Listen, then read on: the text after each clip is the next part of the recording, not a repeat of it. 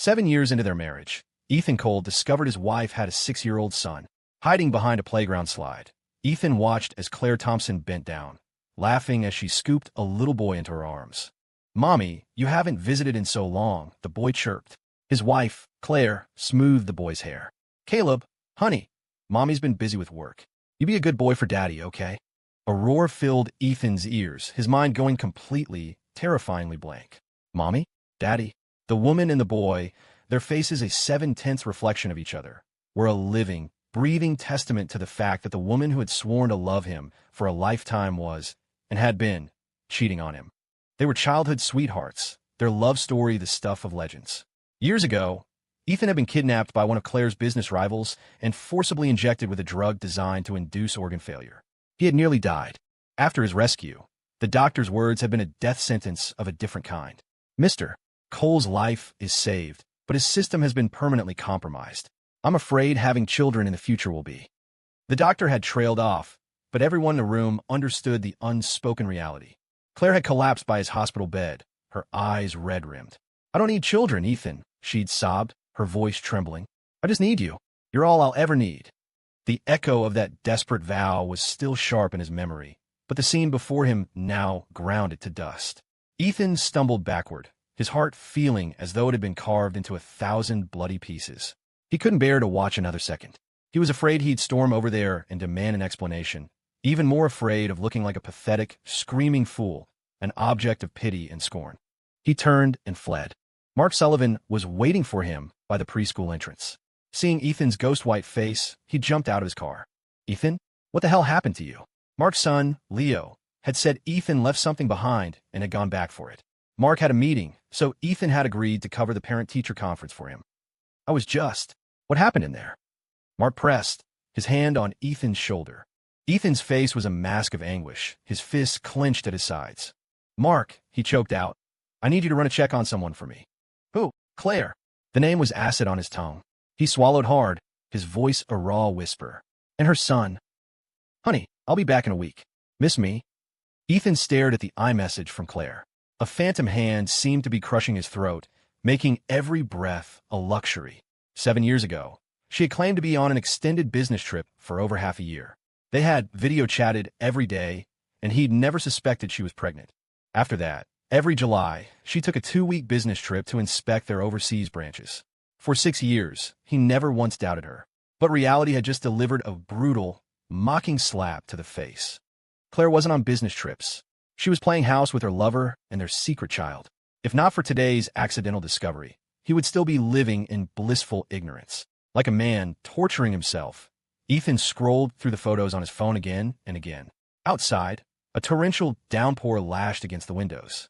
A flash of lightning illuminated his haggard, ashen face. He should have seen it coming. The Thompson family was notoriously traditional. Allowing a daughter to become CEO of their empire, Thompson Corp., was a modern concession, but they would never allow their dynasty to be without an heir, unless they had already arranged for one. And Claire, his loving Claire, what role had she played in all of this? His heart twisted. He and Claire had grown up together. Everyone always said that Ethan Cole and Claire Thompson were meant to be. When he was 8, he got into a fight, and she was the one who cleaned his cuts and took the blame for him, smiling through her punishment and saying it didn't hurt at all. When he was 12, he was in a car accident, and she burst into his hospital room, weeping hysterically, threatening to end her own life if he didn't make it. At 18, she defied her family to enter a prestigious design competition, winning just enough prize money to commission a custom ring, which she used to propose to him. "Ethan," she'd said, her eyes shining, "I will love you for the rest of my life." Her love had been so pure, so fierce, it had conquered his heart completely. Then, on the eve of their wedding, the kidnapping. He was held for 3 days, and by the time they found him, the drug had left him at death's door. In the chaos of the rescue, Claire had thrown herself in front of him, taking a blow that broke 3 of her ribs and caused her to miscarry their first and only child. The final blow came with his diagnosis. He would likely never be able to have children. Claire's mother had tried to break them up, but Claire, ignoring her own grievous injuries, had locked herself in her room for 3 days, refusing food and water, proclaiming, "I would rather give up the Thompson name than live without Ethan." Her mother had finally relented. They married as soon as she recovered. He had agreed to the ultimate concession, leaving his own family's company to join hers, a move that made him, in the eyes of their elite New York circle, a man who had married in.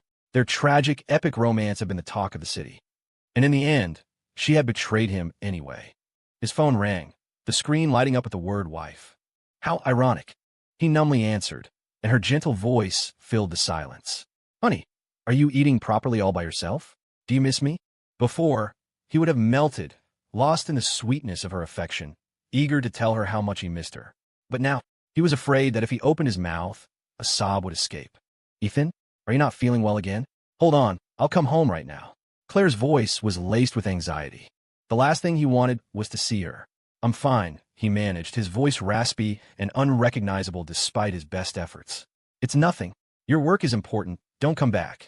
It's just a little cold. It was the first time he had ever lied to her. She didn't seem to notice. Her attention was caught by something on her end, but she still took a moment to fuss over him. Well, get some rest. And call me, okay? Don't make me worry. Ethan grunted in agreement. He was about to hang up when he heard a man's voice in the background, a low, intimate murmur. Babe, Caleb's asleep now. We can't. He heard the sharp intake of her breath, a split second of frozen silence before the line went dead. Ethan's hand tightened around his phone, his knuckles turning white, but he couldn't suppress the icy chill spreading through his veins. She's with him. Right now. He couldn't let himself think about it. An involuntary, guttural sound escaped his throat, a whimper beyond his control. It felt as though a giant hand was squeezing his heart, a fatal, agonizing pressure. He'd try to rationalize it, to imagine she was doing it for the child, that she was forced into it. But now, it was clear she was a willing, active participant. Mark, sensing something was terribly wrong, pushed the door open to find Ethan looking like a man whose soul had been ripped out. For once, the usually boisterous Mark was speechless. Ethan, for a woman like that, she's not worth it. A tear splashed onto the photo in Ethan's hand. Mark didn't know how to comfort him. Ethan had faced death for Claire Thompson without shedding a single tear. But now, Mark's jaw tightened. That woman is unbelievable. When she married you, she said all the right things, and now she's out there with some bastard and their kid. Ethan stared out the window, his eyes vacant. His mind was already made up. The next morning, the storm had passed, leaving the sky clear. Ethan hadn't slept. He had spent the entire night wrestling with the truth. He had known love in its purest form. How could he ever tolerate a heart that had so utterly changed? He was Ethan Cole, the man who loved Claire Thompson. But he was also Ethan Cole, the former heir to Cole Industries. He could give up everything for love, but he would never, ever tolerate betrayal. With that thought, he called his father. Dad, I remember the family was looking to expand into the UK market. Mark's wife, and has her family connections there. He's taking Leo back in 2 weeks, and I was thinking of going along to check things out. His father sounded confused. Did Claire put you up to this? No, Ethan said with a bitter laugh. This is my idea. Everyone, even his own father, assumed that by marrying into the Thompson family, he and Claire were a single entity. His father was taken aback. You've never wanted to be more than a few feet away from Claire. What's brought on this sudden trip to the other side of the world? His tone turned serious. Ethan, are you and Claire having problems? Ethan pressed his lips together, choosing to hide the truth for now. Dad, don't ask. I'll explain everything when I get to London. The Coles and the Thompsons were old family allies, their connection deepened by his marriage. He wouldn't let his family suffer any fallout because of him. His father, unable to refuse his son, finally agreed. All right, come by the office later today. We'll get you up to speed on the relevant business. Ethan nodded. After hanging up, he got up to shower. The man in the mirror had dark circles under his eyes, a hollowed-out look that filled him with a bitter taste. His lawyer had already sent over the divorce papers, but he still hadn't figured out how to bring it up with Claire. After so many years, how could he sever things so easily? He splashed water on his face, shaved, and put on a crisp suit before leaving his room. Downstairs, Mark was having breakfast with Leo. His devastated state yesterday must have scared the kid. Uncle Ethan, you're awake. Leo scampered over, his little legs churning. He took Ethan's hand and blew warm air on it. Daddy said your heart was hurting yesterday. I'll blow on it so it won't hurt anymore. The innocence of a 6-year-old. Ethan managed a weak smile and stroked his cheek. Leo, my good man. Uncle Ethan's not hurting anymore. Go on, go back to your dad. Leo nodded, then happily ran back into Mark's arms.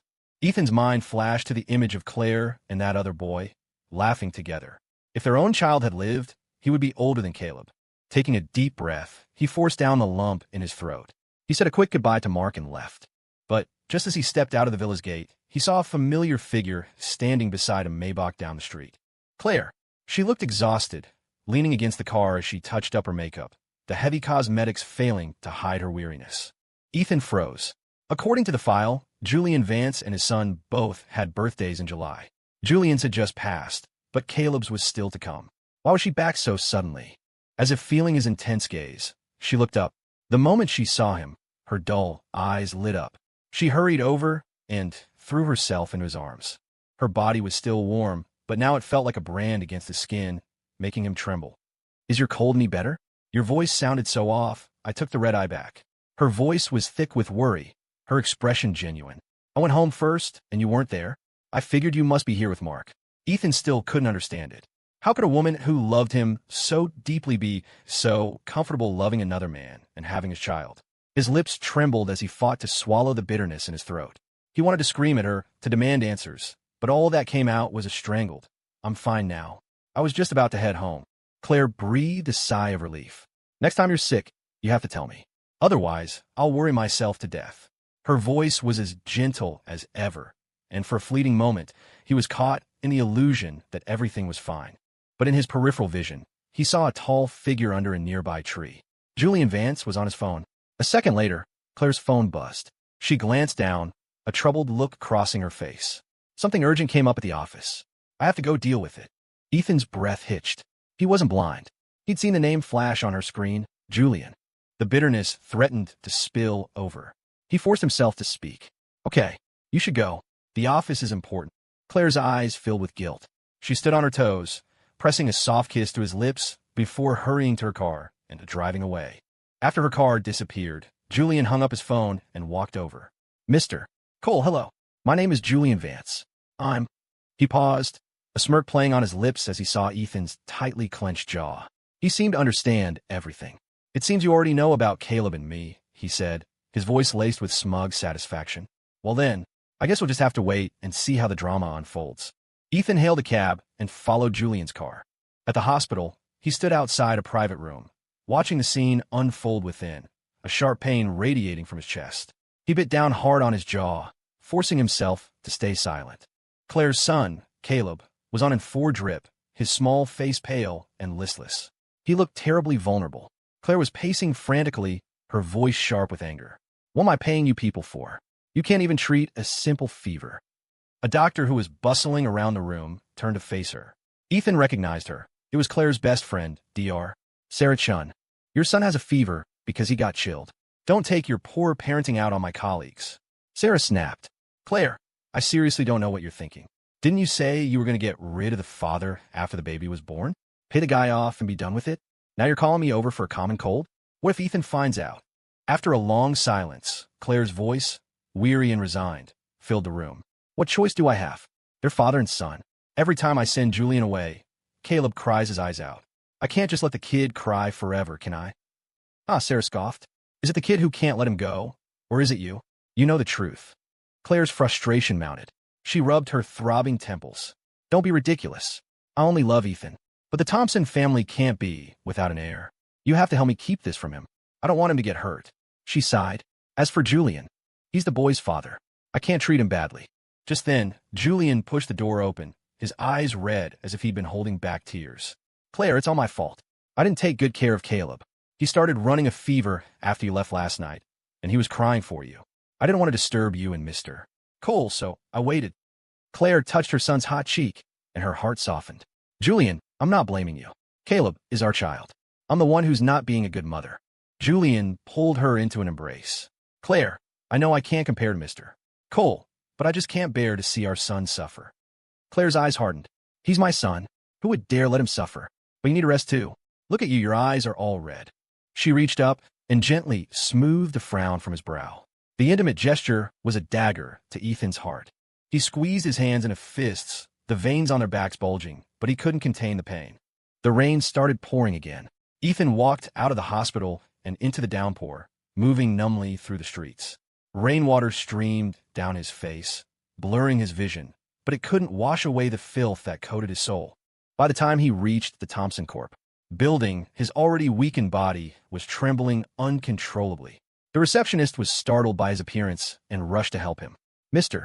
Cole, what happened to you? Should I call Mrs. Thompson?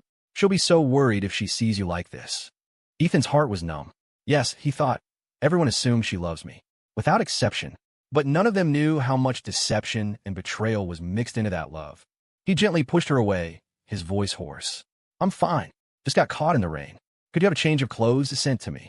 He handed her his black card and locked himself in the nearest vacant conference room. The door clicked shut, and the sobs he'd been holding back finally broke free. He had thought seeing the photos had immunized him to the pain. But seeing that family of three with his own eyes had ripped open the deepest scar in his soul, leaving it a bloody, mangled mess. All his masculine pride crumbled in that moment. The vast, empty room echoed with his heart-wrenching cries. He wanted to scream at Claire, to ask her why. Why was she the one who made the sacred vows? And why was she also the one cozying up with another man, raising his child? A knock on the door finally pulled him from his grief. The person was gone, but a new suit and his black card were on the floor outside, next to a cup of hot water. Under the cup was a handwritten note. Mr. Cole, don't worry, I didn't contact Mrs. Thompson. I know you don't want her to worry. A storm of emotions churned inside him. He tore the card to pieces and threw it in the trash. He took the clothes into the restroom and changed. Moments later, Ethan reemerged, his face a stoic mask once more. Nothing could touch him now. He took the elevator to the executive floor and threw himself into work for the rest of the day. Claire sent him a stream of messages. He didn't read a single one. As evening fell, he dragged his exhausted body back to their penthouse, planning to pack his bags and leave in the morning. But when he opened the door, the sound of a child's gleeful laughter filled the living room. And there, standing in his home, as if he owned the place, was Julian Vance. The man was wearing clothes meant for the staff at the Thompson family estate. Not far away, a little boy was turning the immaculate living room into a disaster zone. Seeing Ethan, Julian stood up from his place beside Claire and offered a polite smile. Sir, you're home. I'm a new help, Mrs. Thompson's mother sent over from the estate to look after Caleb. Ethan unconsciously clenched his jaw, finding it hard to breathe. How dared she bring them into their home? Sensing Ethan's dark mood, Claire quickly tried to explain. Honey, I sent you a message this afternoon. You probably didn't see it. Caleb is a boy mom sponsored from a foster home. She said she felt a connection with him. If you don't like him, she added hastily, I'll have him sent away immediately. Everyone knew Claire Thompson adored Ethan Cole. Her number one rule had always been Ethan first. Just like now, if Ethan didn't like it, she would send away her own son without a second thought. But this blatant favoritism, once a source of comfort, now filled him with disgust. He was about to tear her lies apart when the boy, Caleb, scrunched up his face and began to wail. You're a mean man. Mommy, why are you with this mean man? Don't you want Caleb anymore? The child's shrieks were piercing. Claire, her head splitting, snapped at him. Caleb, who taught you to speak such nonsense? Then to the staff. Are you all deaf? Get him out of here and take him to his room. A few maids scurried forward, clumsily scooping up the crying child and carrying him away. Julian looked flustered, bowing his head. Mrs. Thompson, it's all my fault. Please don't blame the boy. He shot a quick, meaningful glance at Claire, his eyes filled with a pained forbearance that never failed to tug at her heart. Claire sighed, her tone softening. I'm not blaming him. He's just a child. What does he know? Go on, go look after him. Ethan watched the entire exchange, a deep chill settling in his bones. He walked past them and headed upstairs, shutting his bedroom door and locking it before Claire could follow. Claire stood outside, frustrated, but kept her voice gentle. Honey, it's my fault. I'll send the boy away first thing in the morning. It's okay if you don't want me with you tonight. Just get some rest. We'll talk about everything tomorrow. Leaning against the door, Ethan sat on the floor, listening to her footsteps retreat. The pain in his chest had given way to a profound numbness. What difference did it make if she sent him away? Blood was blood. A bond like that could never be truly severed. In the end, he was the one who had to leave. He didn't answer, just listened as her steps faded down the hall. His body, no longer able to support him, slid to the floor. He felt so tired, so utterly exhausted in body and soul. He didn't know how much time had passed before his phone chimed with a notification. A new friend request. It was Julian. Mr. Cole, since you kicked Claire out of your room, don't blame her for coming to mine. Ethan's pupils contracted. He shot up from the floor, pulled open his bedroom door, and looked down the long hall. A faint light glowed from under the study door at the far end. The door was slightly ajar. Through the crack, he heard a woman's sultry voice. Julian, be gentle. A man's low grunt. Babe, how can I make you happy if I'm gentle? In an instant, Ethan was plunged into an icy abyss. The blood in his veins turned to slush. He couldn't believe it. He couldn't believe she would be so eager. The sounds from within continued. Julian's voice, tight with restrained passion. Claire, I just saw how upset you were with Mr. Cole, and I thought I'd cheer you up for him. If you want it, just say so. Don't make excuses, Claire's voice replied coolly. And remember, if you want Caleb to stay in this house, don't do anything to upset Mr. Cole. Ethan couldn't listen anymore. He didn't even know how he made it back to his room. He stumbled into the bathroom and leaned over the sink, retching violently until his stomach cramped in protest. He finally pushed himself up and looked at his reflection. His face was a wreck. The tears were gone now. He had no more left to cry. He was a Cole, raised in a world where men didn't weep. He shouldn't be like this. He stayed in the bathroom for hours, until the first light of dawn began to creep through the window. Then he slowly rose, went back to his bed, and lay down. This time, he was the one leaving her. Early the next morning, when Ethan went downstairs, he saw Julian standing at the dining table, arranging the cutlery. After a night of successful maneuvering, he had shed the staff uniform for a set of casual, stylish loungewear. He looked youthful and vibrant. Coupled with a face that bore a slight resemblance to Ethan's, it was no wonder Claire had chosen him. Seeing Ethan, Julian greeted him with a warm smile. Sir, you're awake. Come, have some breakfast. He casually shifted his position, revealing a series of fresh nail scratches on his shoulder. On his wrist was a vintage watch. Ethan recognized it immediately. It was the watch Claire's late father used to wear, a piece heavy with symbolic meaning. He remembered Claire's mother mentioning that Claire had once asked for it for him, but her mother had refused, saying a man who had married into the family wasn't worthy. And now it was on Julian's wrist. Ethan clenched his fists. Suddenly, everything he had fought for, everything he had endured, seemed utterly ridiculous. Here he was, still trying to handle this quietly, to avoid a messy war between their two families, only to find out that Julian was the son-in-law Claire's mother had actually acknowledged. Even Claire's best friend at the hospital knew about him. Only he, like a fool, had been strung along by her empty promises. A bitter laugh escaped him. If Claire had just been honest from the start, if she had told him she wanted a child, he would have been man enough to let her go. He would never have clung to her like this. The memory of the study last night sent a fresh wave of sharp, stabbing pains through his chest. He wanted nothing more than to grab Claire by the wrist and demand to know why. But that wasn't the outcome he wanted. He wanted her to live with regret for the rest of her life. Just then, Claire came down the stairs. She looked refreshed and radiant, showing no signs of a sleepless night. As she passed Julian, their eyes met in a shared, intimate glance, and a triumphant smirk curved Julian's lips. The woman turned and finally noticed Ethan's pale face. She rushed over, her voice filled with concern. Honey, did you get sick from the rain yesterday? Maybe I shouldn't go to the office today. I can stay home and take care of you. Now, Ethan wanted nothing more than for her to leave. Every second in her presence was suffocating. He found her presence, her touch, her voice repulsive. No need, he said flatly. The office is more important. I'll be fine resting here. Claire frowned, a flicker of unease in her eyes. This was not like him. Normally, Ethan would have wanted her by his side every moment. But she knew him well enough to see his mind was made up. She turned to the staff. Take good care of him. The maids exchanged glances, seemingly immune to their displays of affection, and nodded. At that moment, Julian suddenly stood up, walked over to Claire, and began to straighten her collar. Your collar is crooked. Let me fix it. Claire instinctively tilted her head up to let him. It was this unconscious, natural gesture that was the most painful to watch. The maids around them audibly gasped, their eyes darting to Ethan. No one dared to breathe. Claire finally realized her mistake. She took a sharp step back, putting distance between herself and Julian, and offered a polite, formal thank you. I'm off to the office, she said, walking over to Ethan.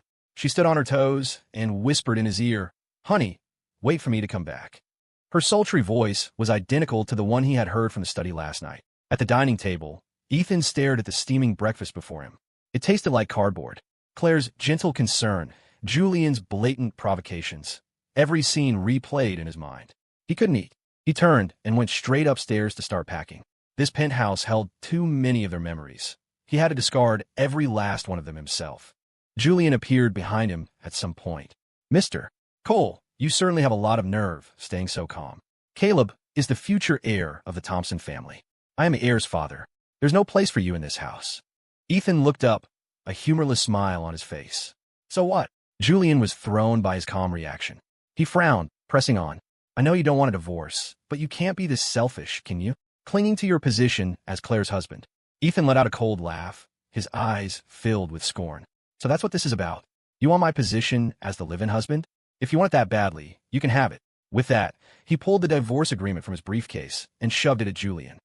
You know how Claire feels about me. Getting her to agree to a divorce won't be easy. He pointed at the papers.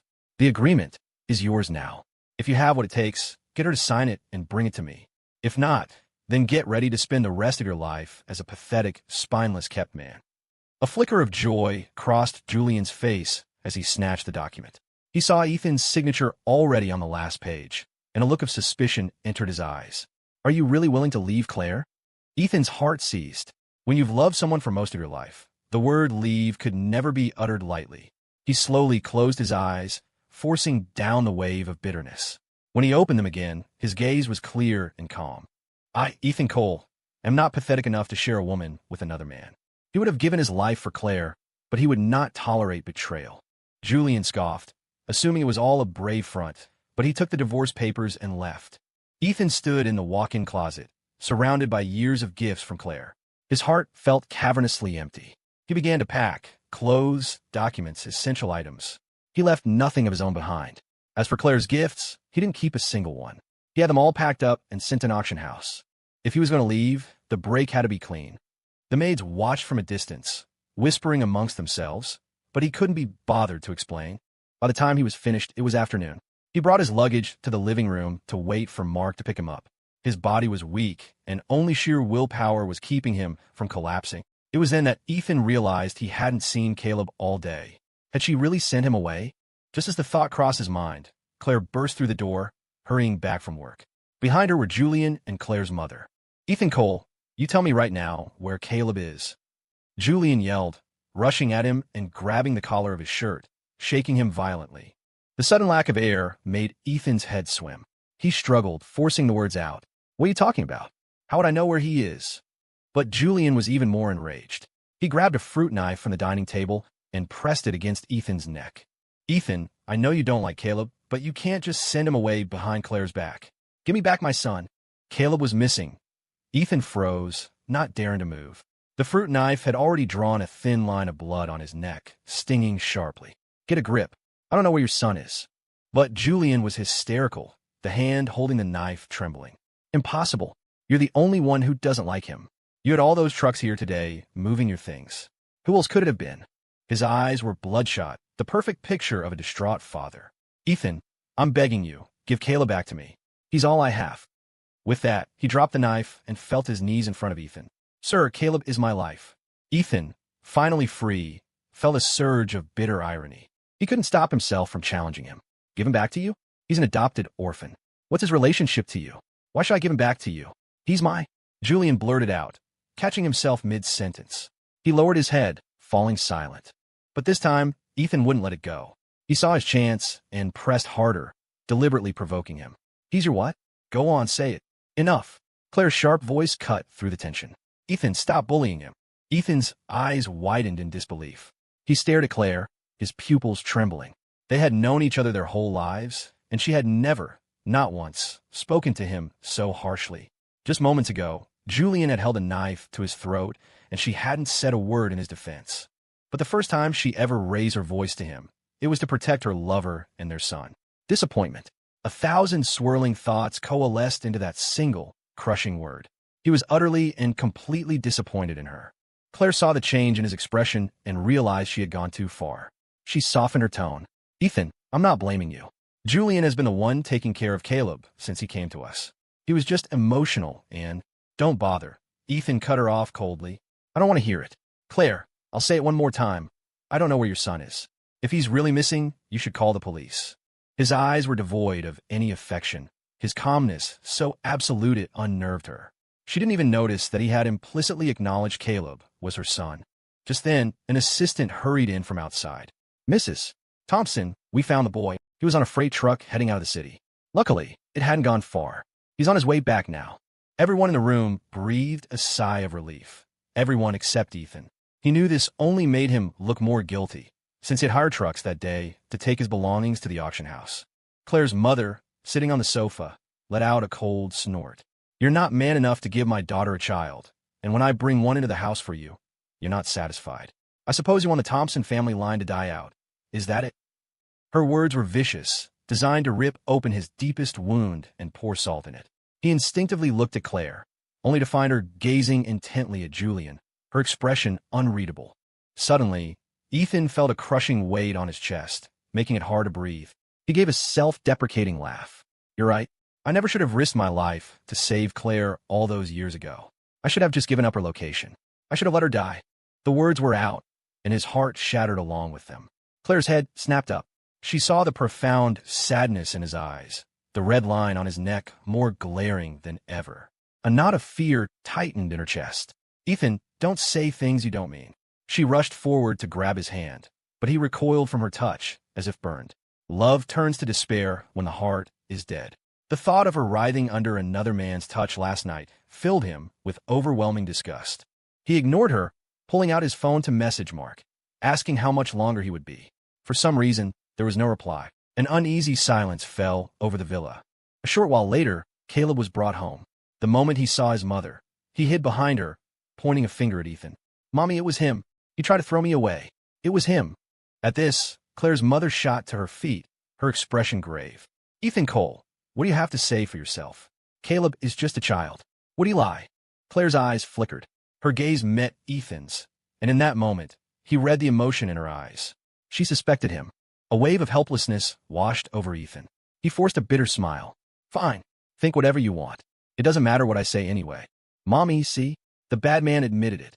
You have to punish him." Caleb tugged on Claire's sleeve, his eyes darting secretly toward Julian. Their gazes met. Julian gave a slight nod, and the tension in Caleb's small face relaxed. Claire knelt, stroking her son's head with a loving expression. "Don't worry, Caleb. Mommy will always protect you." Then, her voice turned to ice. "Take Mr. Cole to the estate. Confine him to the old study, and don't let him out without my permission." Claire's word was final. The matter was settled.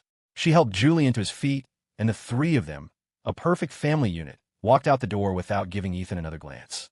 Julian, however, shot him a triumphant, provocative look that stung like a physical blow.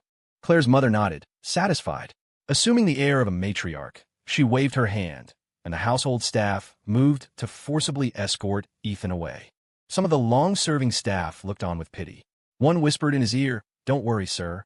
We all know you're not that kind of person. Mrs. Thompson must have her reasons. She loves you so much, she'd never really hurt you." Ethan laughed bitterly. It didn't matter. He was leaving anyway. He was confined to the study for 3 days and 3 nights, an ordeal far worse than he could have imagined. The estate staff had clearly been given instructions. He endured endless taunts and insults. Every few hours, he was subjected to a brutal verbal lashing from family enforcers, a tradition they called setting things right. The psychological blows rained down on him, but Ethan clenched his jaw and refused to make a sound, letting the taste of blood fill his mouth as his despair deepened. He suddenly remembered 7 years ago, when Claire, to be with him, had locked herself in this very room for 3 days. Her ribs were newly healed, her body still weak from the miscarriage, an act of defiance that had nearly left her permanently injured. It wasn't just her mother trying to break them up. Mark and his own parents had urged him to reconsider, knowing how obsessed the Thompsons were with their lineage. But he had been so in love, so certain their bond was unbreakable, that he had ignored all the warnings and married her. Was this his punishment for loving the wrong person? "Claire," he thought, "I hope you never regret this." On the morning of the 4th day, the heavy study doors creaked open. Claire walked in. "Honey, I've come to get you." Her voice was hoarse, her face etched with fatigue. Ethan didn't seem to hear her. He just stared blankly at the portraits of the Thompson patriarchs lining the walls. Of course, the Thompson ancestral line, perfectly preserved, each generation's leader immortalized, their legacy unbroken. He had been a fool to believe she would ever choose him over that. He ignored her and slowly tried to stand. His legs were numb from the confinement, and every movement sent jolts of pain through his battered spirit. He swayed and pitched forward. Claire moved quickly, catching him before he could fall. "Ethan, you did something wrong, so you had to accept the consequences. How else will you be a role model for the child? Besides, it was just a few days of being grounded." "Just a few days?" The emotional scars felt deeper than any physical wound. He shoved her away. Claire, what did you tell me? You said if I didn't like the boy, you would send him away. She sighed, a weary frustration in her voice. Ethan, the family needs an heir. He's the best option. We're a team. You have to think of my position, too. He'd heard that line so many times it made him sick. Is that so? He sneered. From the way you talk, I'd think he was your actual son. Claire's breath caught, her eyes darting away. How could that be? Honey, you're the only one I will ever love. But Caleb is a good boy. He's very sweet. Whether she loved him or not, Ethan no longer cared. But years of emotion, now curdled and toxic, were about to erupt. Claire, are you ever going to stop lying to me? Before he could finish, Julian walked in. Claire, Caleb is begging to go to the amusement park. Let's all go together. He sized Ethan up. Although, Mr. Cole seems to be in such poor shape, I doubt he's up for it. He's not going, Claire said coolly, making the decision for him. She looked at Ethan, her face unreadable. Tomorrow is Caleb's birthday. The family is throwing a party at the estate to officially announce his identity. As his father, you need to be ready. Ethan laughed coldly to himself. Caleb's father. The thought was nauseating. He limped out of the study. In the distance, he saw Mark waiting anxiously. He didn't hesitate, walking straight toward his friend. Behind him, Claire's voice called out, Ethan, I'm taking Caleb to the park. I won't be home tonight. You get some rest. I'll send someone to pick you up in the morning. Ethan didn't look back, just gave a slight nod. For some reason, watching his retreating back, Claire felt a wave of panic. But she told herself to be strong. She knew Ethan's pride. If Caleb was to be accepted into the family, this conflict was unavoidable. She believed Ethan loved her. He would protest at first, but eventually, he would come around for her sake. Meanwhile, Ethan finally reached Mark's car and leaned on him for support. Ethan, I got your luggage. And this envelope. Julian gave it to me. Ethan opened the envelope. Inside was the divorce agreement. At the bottom, next to his own signature, was Claire's. Through the car window, he watched the other car pull away, carrying the happy family of three, laughing and talking. His eyes turned to ice. Mark, take me to the airport. We're leaving now. Claire, in this final choice between you and me, I choose to give you up. Early the next morning, the Thompson estate was a hive of activity. Staff hurried about, hanging decorations and preparing for the grand birthday celebration of the family's new young master. After returning from the study yesterday, Claire had locked herself in her office and hadn't emerged since. She opened a drawer, revealing a last will and testament. It was her father's, and it clearly stipulated the conditions for inheriting the Thompson fortune and becoming the true head of the family. Looking at the will, Claire felt a weight lift from her shoulders. She was finally about to take full control. 4 generations, a Thompson family decree stated that only an heir with a child of their own could inherit the controlling shares from the previous generation and become the family's true leader. Her father had died young, and he had enshrined that rule in his will. To secure her inheritance, Claire had been forced to compromise with the family elders. But the thought of Ethan filled her with a nagging unease. She knew her decision had hurt him more deeply than anything else, but she felt she'd had no other choice. What's the situation at the house? When is Ethan arriving? She asked her assistant. The assistant stood by, respectfully answering, Don't worry, Mrs. Thompson. A driver has already been dispatched to pick up Mr. Cole. Claire nodded, rubbing her throbbing temples. A strange sense of foreboding settled over her. She hadn't slept a wink, tormented by the feeling that something was about to go terribly wrong. The image of Ethan's resolute back as he walked away haunted her. But then she thought of the future of her family's legacy, and she hardened her heart. Just get through today, she told herself, and everything will go back to normal. She stood by the window, watching her mother in the garden below, cradling Caleb with a look of pure adoration. Caleb, darling, it's your birthday. Grandma got you your favorite present. Go on, see if you like it. Caleb's sweet grandma was enough to make her mother beam. Julian, her mother said, turning to the man standing beside her, you've raised a wonderful grandson for me. Don't you worry. As long as I'm alive, no one will dare to mistreat you. Julian smiled gratefully. Thank you, Madam Thompson. It is my honor to have raised Claire's child. As long as you are happy and Caleb is safe, I am content.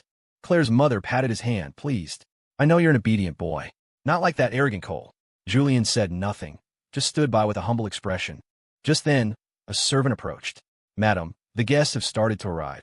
Her mother nodded and stood up, taking Caleb's hand. As an afterthought, she turned back to Julian. You should go back to your room for now. The Coles will be here today. It's not appropriate for you to be seen. A flash of venom crossed Julian's eyes, but he obediently nodded and left.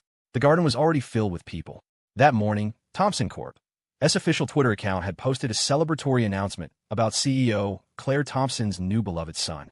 But the story of Ethan Cole's medically induced infertility was common knowledge in their circle. Many had come today simply to get the scoop. Madam Thompson, you're truly blessed. We all thought for years that. A guest began, his words trailing off, his tone probing. As a century-old dynasty, the Thompson succession had always been a topic of intense speculation. Claire and Ethan's deep love was famous. There had never been a hint of scandal. Everyone had assumed the Thompson line was at a dead end. To have a child suddenly appear out of nowhere, it reeked of something fishy. Claire's mother shot the man a look as cold as steel, though it vanished so quickly he might have imagined it. When she spoke again, her voice was warm. Yes, Caleb was adopted from an orphanage. He has a special connection with our family. But such a flimsy excuse was hard to swallow. Someone in the crowd muttered, just loud enough to be heard, "You know, the boy really looks like Mrs. Thompson. Could it be she secretly had a baby with someone else while Ethan wasn't looking?" Instantly, the atmosphere shifted. The crowd's gazes on Claire's mother turned speculative, and whispers erupted throughout the garden. "You're right. The boy's features do resemble the CEO. It's not impossible he's her biological son. Remember, Ethan was kidnapped because of a feud involving Claire.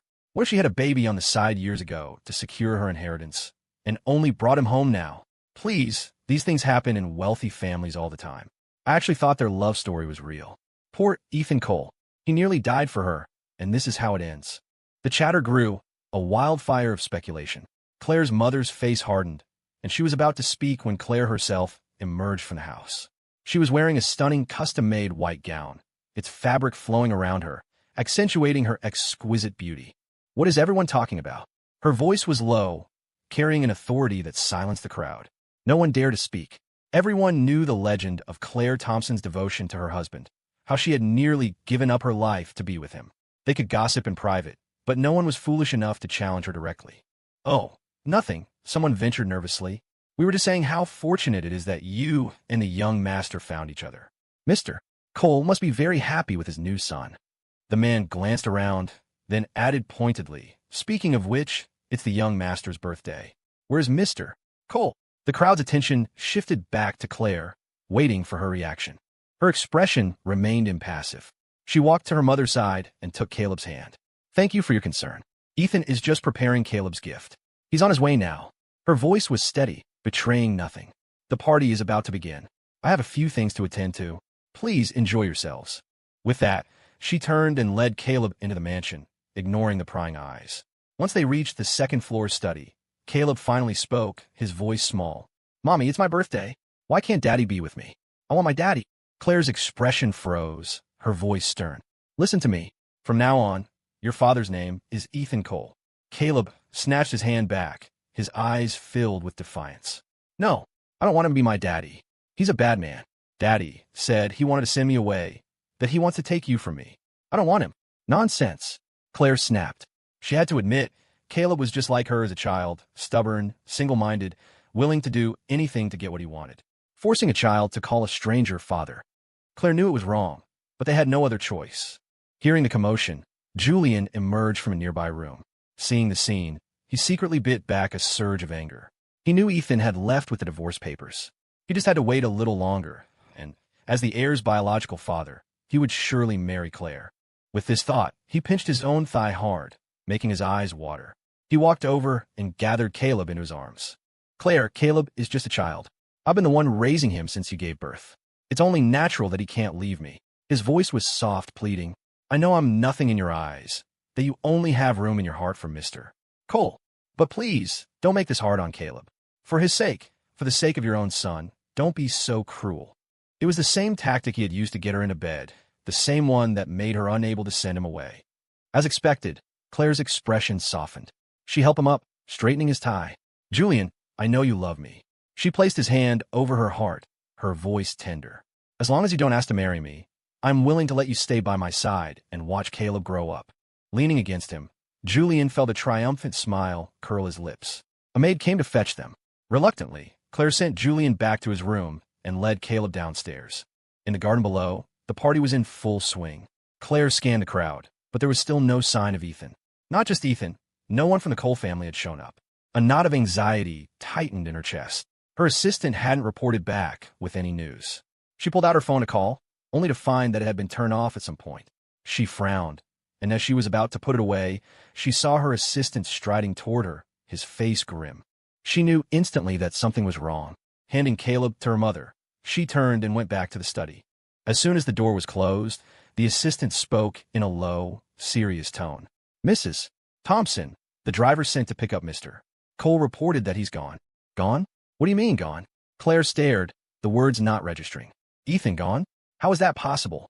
Yesterday, when she had proposed the birthday party, he had agreed without protest. He hadn't seemed unusual. How could he have just disappeared? "Mrs. Thompson, the staff at the penthouse said Mr. Cole never returned home last night. His clothes and personal documents are all missing. It appears he left intentionally." The assistant's words were like a stone dropped into the placid pool of her heart, sending shockwaves through her entire being. Her mind went blank, her ability to think completely short-circuited. Impossible. Why would Ethan leave on his own? Is he in some kind of danger? Claire didn't realize that her own voice was trembling. Ethan was her husband. He loved her more than anything. Why would he leave her? The assistant remained silent, simply handing her his phone. "Mrs. Thompson, you should see this." Claire took the phone. The first thing she saw was an official statement from Cole Industries.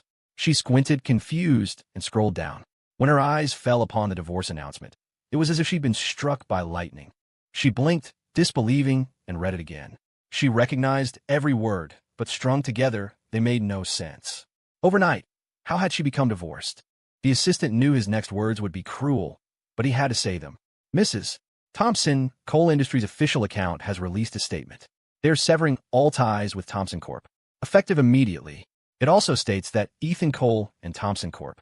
CEO Claire Thompson have legally dissolved their marriage." The words hit Claire like a physical blow. What happened? Ethan is my husband. How could the Coles release something like this without my permission? She forced herself to remain calm, but her hand, gripping the phone so tightly her knuckles were white, betrayed her panic. "Get the car ready," she commanded coldly. "I'm going to the Cole estate." The assistant moved to obey, but Julian suddenly burst into the room. "Claire, Caleb's birthday party is about to start. You can't leave now." Claire's face darkened, her eyes like daggers. "Julian, since when did you take up eavesdropping outside my door?" Julian flinched under her gaze. He tried his usual tactic, reaching for her sleeve with a look of feigned, wounded concern. "Claire, I'm just worried about you. Today is so important for Caleb. If you leave, what will people say about him?" "Claire, I don't want anything for myself. I'm begging you, for Caleb's sake. He's your son.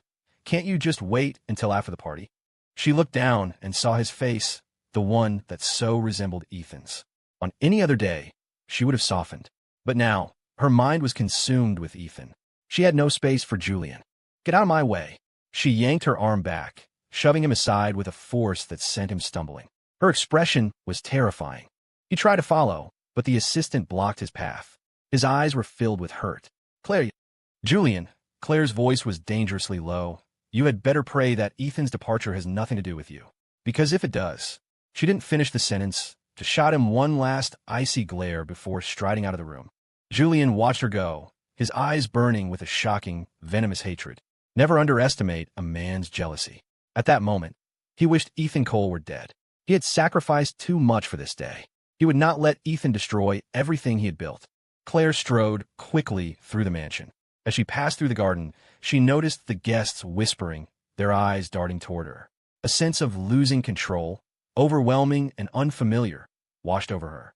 She abandoned all pretense of composure and practically ran to the car.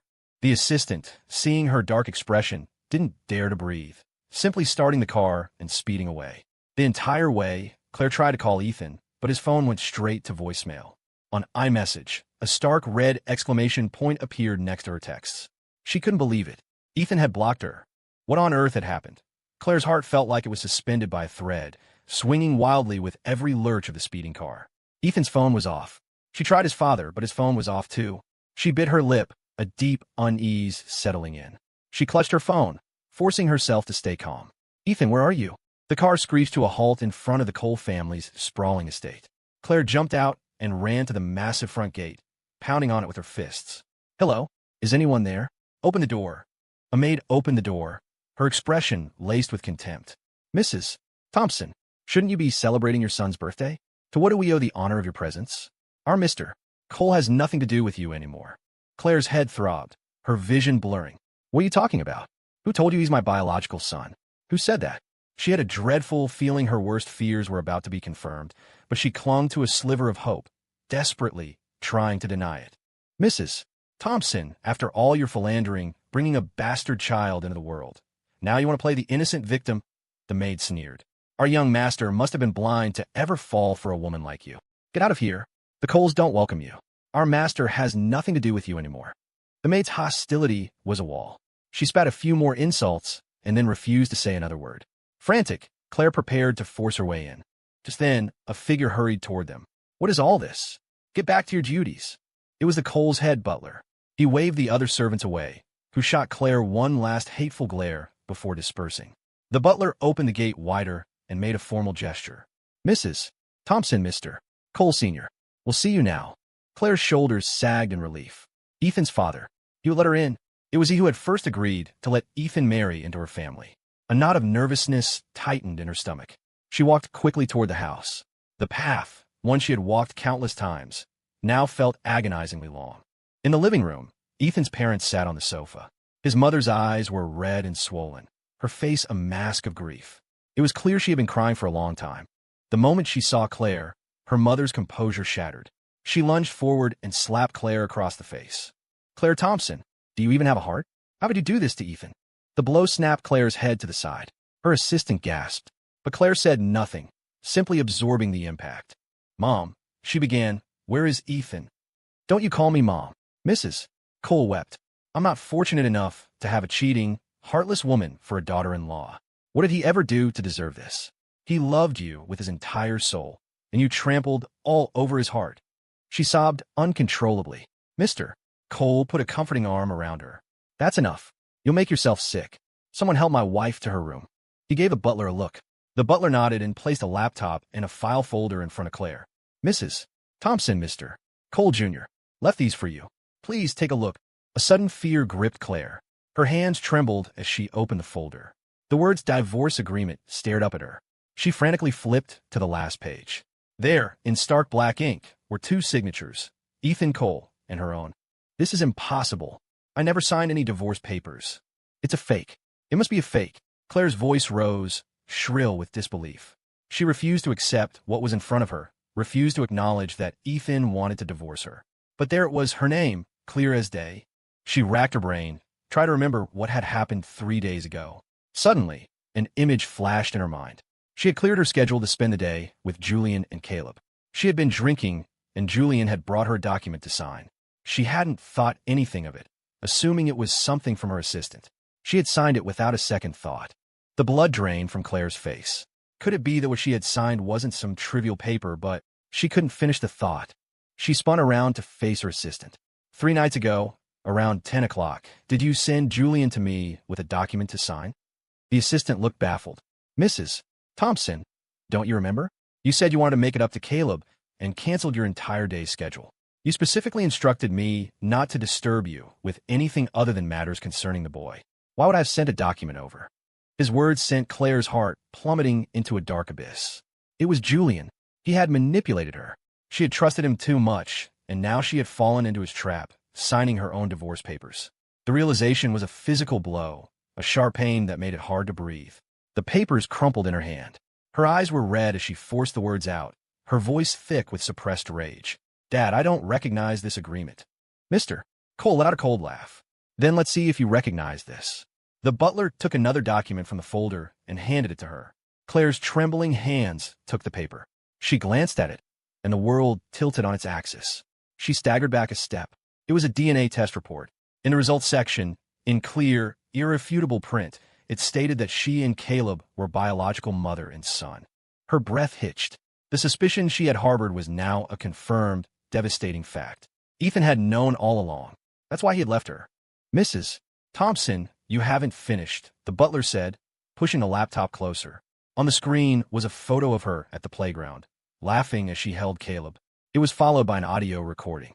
What choice do I have? They're father and son. Every time I send Julian away, Caleb cries his eyes out. As for Julian, he's the boy's father. I can't treat him badly. Julian, be gentle. The words left her speechless, frozen in place. The hospital, the study. Ethan had heard it all. Claire's face grew even paler. She clenched her fists, a surge of hot blood rising in her throat. He had heard all of it. Ethan loved her so much. She couldn't begin to imagine the heartbreak he must have felt, the utter despair. No wonder he had left so decisively. But how? How had this all happened? She thought she had been so careful, that she had everything under control. The butler saw her confusion, his eyes cold. Mrs. Thompson, to be so thoroughly played by your own lover. You truly are something else. Claire flinched, her hands tightening into fists, her knuckles cracking. The butler continued. Mr. Cole Sr. had some digging done for you. Your son's biological father, added our Mr. Cole Jr. On social media. The chat logs are on there. And something you should know about our master. He despises two things above all else, deceit and false accusations. Your son was taken from the house by his own father. The evidence is all there. You should take your time and look through it all. Claire was escorted out of the Cole estate, clutching the folder of evidence. She knew she owed them an explanation, that she had no right to see Ethan until she had set things right. The sky had turned a bruised, ugly gray, the clouds hanging so low it felt as if they might collapse. She drove straight back to the Thompson estate, a storm of fury building inside her. The guests were long gone. She stormed into the house and went directly to Julian's room. Julian, I warned you. I told you if you wanted Caleb to stay in this family, you were not to bother Ethan. She slapped him hard across the face, her voice tight with rage. Why did you go to him? And what the hell is this with the divorce papers? Her eyes were bloodshot, all traces of her former affection gone, replaced by a raw hatred that made her look like she wanted to tear him apart. Julian clutched his cheek, feigning innocence. Claire, what are you talking about? I don't understand. You don't understand? Claire let out a cold laugh and played the security footage from her phone, showing him tricking her into signing the papers while she was drunk. Do you understand now? Julian glanced at the screen, and his face went white. He began to stammer, unable to form a coherent sentence. Claire, the divorce papers. Mr. Cole forced me to do it. Stop lying. Claire's eyes were blazing. The fury of being deceived had consumed her. She waved a hand, and the bodyguard she'd brought with her descended on Julian, their fists flying. Julian struggled, his eyes wide with terror. As the blows rained down, the bedroom door was suddenly thrown open. Caleb rushed in. He was terrified by the sight of his mother's rage. Mommy, please. Make them stop. Let Daddy go. Please, he cried, trying to pull her away, but he was too small. Claire's mother arrived, right behind him. Claire, stop this at once. Sit down. Don't you know you're pregnant with a child again? Claire froze. Her hand instinctively went to her stomach. Pregnant? How could she be pregnant? But thinking back, her period was late. Her mind went blank. The only thought that surfaced was, what will Ethan think if he finds out I'm pregnant again? Will he be even more disappointed? More disgusted? The image of Ethan's dead, empty eyes filled her mind, and a sharp pain lanced through her heart. Julian, crumpled on the floor, coughed and grinned. He had won. He was sure of it. With another child on the way, Claire would have to forgive him. But then he heard her voice, as cold and hard as steel. This child cannot be born. I will not have another baby that isn't Ethan's. I'm going to the hospital to have it taken care of right now. And none of you are to stop me. Julian's face fell. He never expected her to be so ruthless. He shook his head frantically. Madam Thompson, no, please, talk to her. She can't do this to her body. The mention of the hospital jolted Claire's mother. Claire, do you hear yourself? That is your own flesh and blood in your womb, my grandchild. How can you be so heartless? Julian is the father of your children. Since Ethan is gone, perhaps you should just marry him. Claire's throat felt tight. She turned slowly to her mother, her dark eyes filled with a profound weariness. Mom, I listened to you once, and it cost me Ethan. I will not make that mistake again. She turned her gaze back to Julian. As for him, he has done wrong, and he will be punished. Take him to a psychiatric hospital. Let him reflect on his actions. Do it now, Claire commanded, now that she was in full control of Thompson Corp. Her orders were absolute. The bodyguards bypassed her mother and dragged the struggling Julian away. Daddy, Mommy, please, let my daddy go. Please. Caleb knelt on the floor, his sobs echoing through the room, but they no longer reached his mother. Claire's mother clutched her chest, gasping for air. She pointed a trembling finger at her daughter. You. But the words wouldn't come. The world went black, and she collapsed into the arms of a nearby maid. Claire stood alone amidst the chaos of her own making, the image of Ethan's face floating in her mind. Ethan, she whispered to the empty room. This time, I won't make the wrong choice. After a brutal beating from the bodyguards, a weakened Julian Vance was admitted to a high-security psychiatric hospital. He lay on the sterile bed, his face ashen, all the fight gone out of him. Claire appeared before him, throwing the folder of evidence in his face. Did you really think you could get away with it? You were willing to use your own son. You don't even deserve to be called a father. Julian stared at the photos and documents, the blood draining from his face. It was all there. He was exposed. He opened his mouth to explain, to lie, but no words came. Claire looked down at him, her eyes like chips of ice. Julian, I gave you so many chances, but you insisted on throwing them all away. From now on, you're forbidden from ever seeing Caleb again. Enjoy the rest of your life in here. As he watched her walk away, a deep, burning hatred filled him. He hated her for her cruelty. One moment whispering sweet nothings, the next destroying him without a second thought. He hated Caleb for being useless, for being unable to save him. But most of all, he hated Ethan Cole. Why did Ethan get everything, while he was left with nothing? But he was powerless now. The treatment in the psychiatric hospital was a horror beyond his imagination. Meanwhile, on the other side of the Atlantic, Ethan Cole was in a historic castle in the English countryside, dutifully feeding Mark Sullivan's son. Uncle Ethan is the best. Did Mommy and Daddy abandon me? Leo had played in the rain the day before and now had a fever. Mark and his wife, and had taken off that morning for a romantic getaway, leaving the boy in Ethan's care. Ethan found himself patiently feeding the sick child, trying to offer comfort. Your parents didn't abandon you, Leo. They just. He couldn't think of a good excuse. Thankfully, Leo was a good kid. Despite his disappointment, he ate obediently. Ethan looked at his small, innocent face and felt a warmth spread through his chest. His own life was a wreck, but having Leo around was a small comfort. After taking his medicine, Leo fell into a deep sleep. Ethan finally relaxed, sitting by the bed and watching the boy's flushed cheeks. For some reason, Ethan thought of Caleb. In the hospital that day, Caleb had looked just as miserable. Sarah Chun had said he caught a chill from not being cared for properly. But Ethan clearly remembered it hadn't rained in New York that night. So how did Caleb get chilled? Unless Julian had deliberately made him sick, using the hospital visit as a way to win Claire's sympathy. The possibility filled Ethan with a profound sadness. To use your own child as a pawn, the depravity of it was chilling. He had been in England for over a month. He tried not to follow the news from home, but the scandal surrounding the Thompson family was plastered all over the headlines. The disastrous birthday party, the questions about Caleb's paternity, the earthquake that had shaken Thompson Corp. to its core. Claire had been publicly crucified.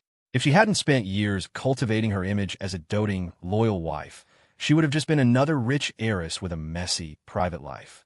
But because she had so famously loved Ethan, her betrayal and secret child had caused her public image to implode spectacularly. And she had been just as ruthless with Julian as she had been with him. News had leaked from the hospital. Claire Thompson had been seen alone in the obstetrics wing, terminating a pregnancy. At the same time, Julian Vance was in orthopedics with broken bones before being transferred to the psychiatric ward. These were stories that could have been suppressed, but they were all over the internet. It had to be Claire's doing. She wanted him to see it.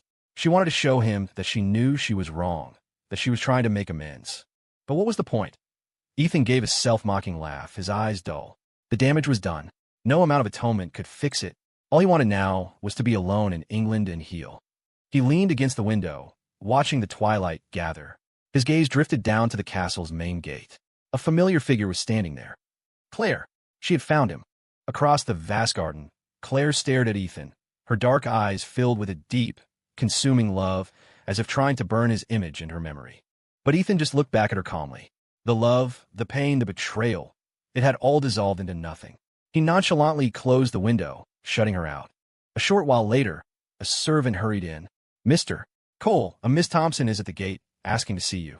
Ethan's voice was cool and distant. I'm not seeing anyone. Tell her to leave. The servant bowed and left, and the matter was not mentioned again.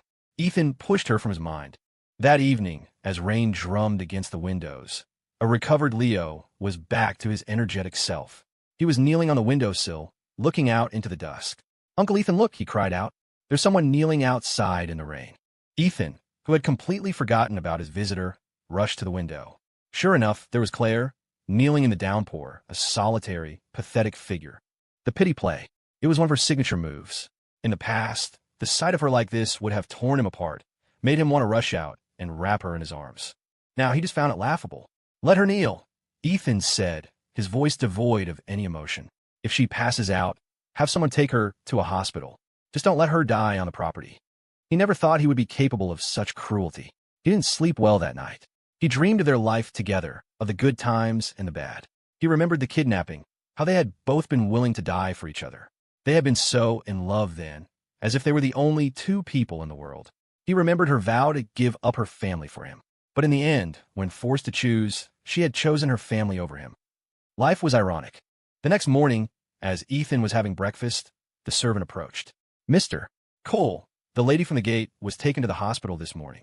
Ethan had expected to feel a sense of vindictive pleasure. Instead, he just stirred his soup with a spoon and murmured, "I see." His voice was flat, without inflection. He continued to eat, as if he'd just received a weather report.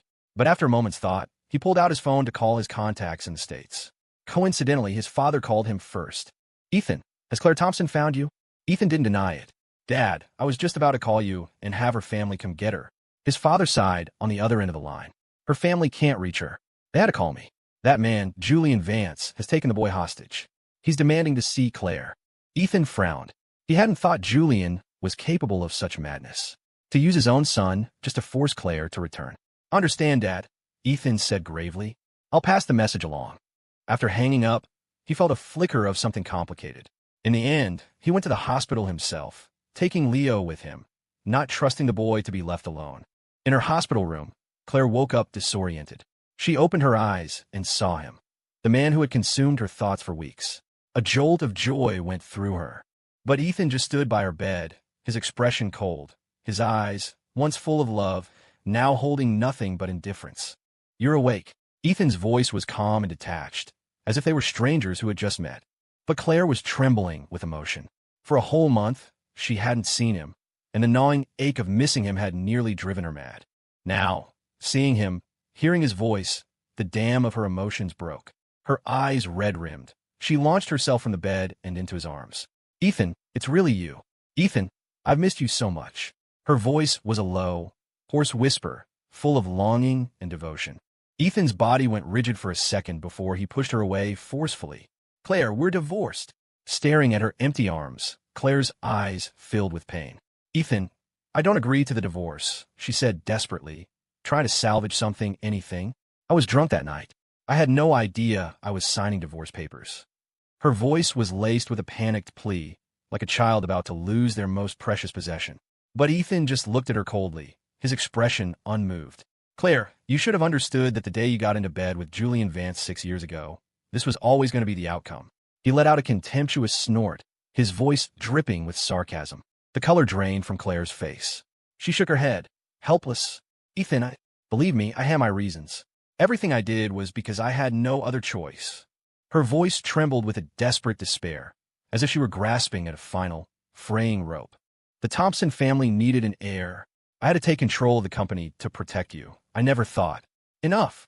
Ethan's voice was sharp and cold. He was done with her pathetic excuses. "When did I, Ethan Cole, become someone who needed to live under your protection? I could have died for you, Claire. Your protection was never necessary. I was weakened by that drug, yes, but I'm still a man.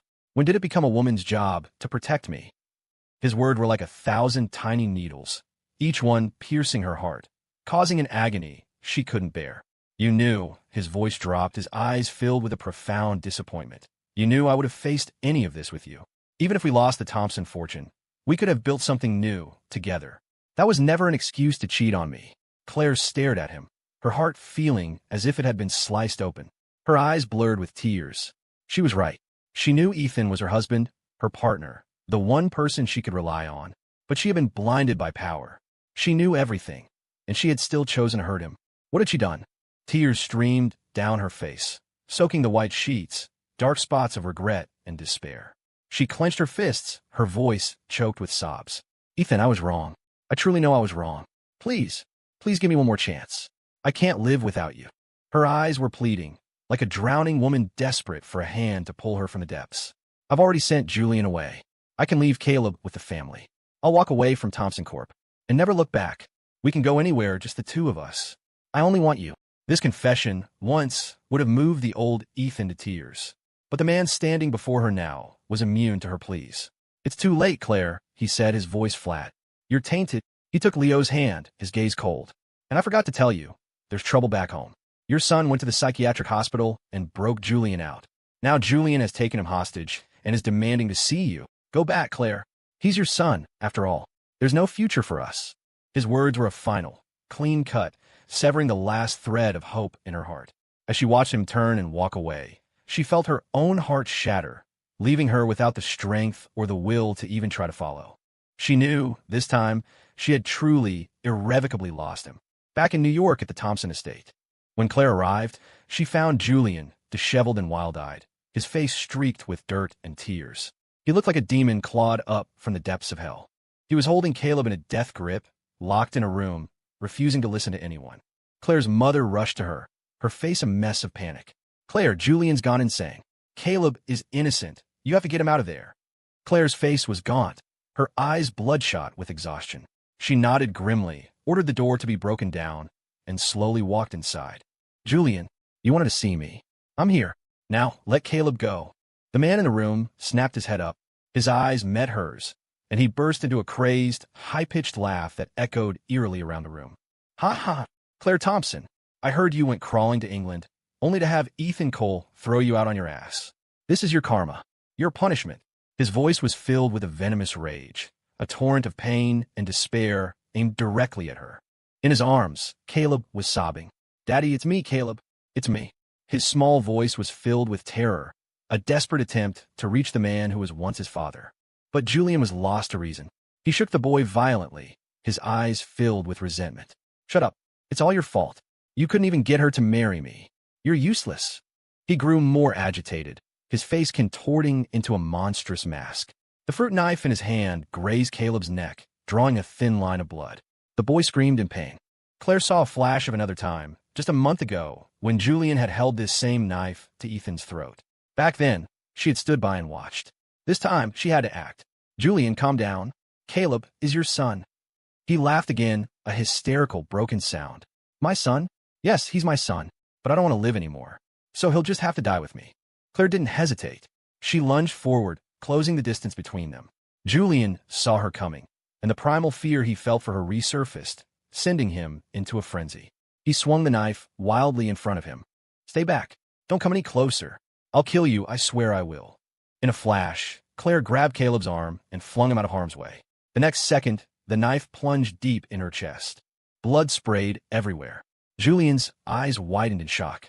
"You ran into it," he stammered, backing away. "It wasn't my fault. You ran right into it." "Mrs. Thompson," her assistant screamed, shouting for someone to call 911 as they rushed her to the hospital. The surgeon on call was her best friend, Sarah Chun. Seeing Claire covered in blood, she cursed under her breath. How could a woman with everything have managed to destroy herself so completely? After a full day and night, the light above the operating room finally went out. Claire's mother, who had kept a vigil the entire time, looked as if she had aged 10 years. "Sarah, my daughter, how is she?" Her voice trembled, on the verge of collapse. Sarah sighed, her expression grave. "We save her life, but as for when she'll wake up, that's up to her." The words were a thunderclap. Claire's mother staggered, nearly falling. She covered her face and began to weep, her cries filled with a desperate, soul-crushing regret. "It's all my fault. I'm the one who forced her. If I had known, I would have just let her be with Ethan. What's the point of this family, this fortune, if my daughter is gone?" Her sobs echoed down the empty hospital corridor, a sound of pure despair. But no matter how much she cried, the woman lying in the hospital bed remained still, lost in a world of endless darkness. Julian Vance completely lost his mind.